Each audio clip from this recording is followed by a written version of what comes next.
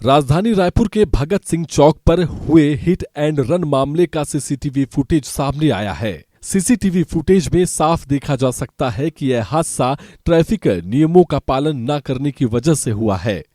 एक तरफ महिला जहां सही तरीके से सड़क पार कर रही थी, इसी समय रेड सिग्नल होने के बावजूद एक ई रिक्शा उसके सामने पहुंच जाता है। वहीं कार पर सवार महिला ने तेज रफ्तार में आकर ई रिक्शा को जोरदार ठोकर मारती है, जिससे ऑटो सीधे महिला के ऊपर ही पलट गया।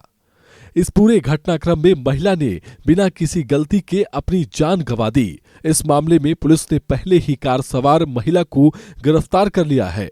वहीं जांच में सीसीटीवी फुटेज के सामने आने के बाद ई रिक्शा चालक को भी गिरफ्तार कर लिया है। कल दोपहर 3:30 बजे के आसपास एक सड़क दुर्घटना शहर के भगत सिंह चौक पे हुई थी।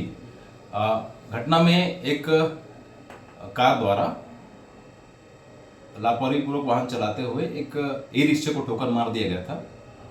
ई रिक्शा पलट के एक महिला के ऊपर जा गिरी थी, जिससे मौके पर चोट लगने से उसकी मौत हो गई थी।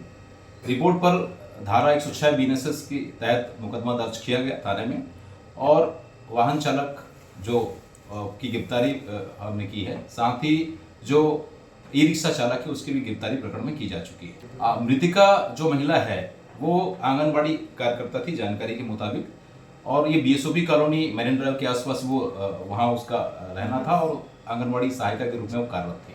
हाँ, गाड़ियाँ किसी दूसरे के नाम पे हैं, दोनों गाड़ियाँ किसी दूसरे के नाम पे है। वाहन चालक ओरिजिनल ऑनर नहीं है। इस संबंध में जांच की जा रही है। रायपुर से राघवेंद्र पांडे की रिपोर्ट।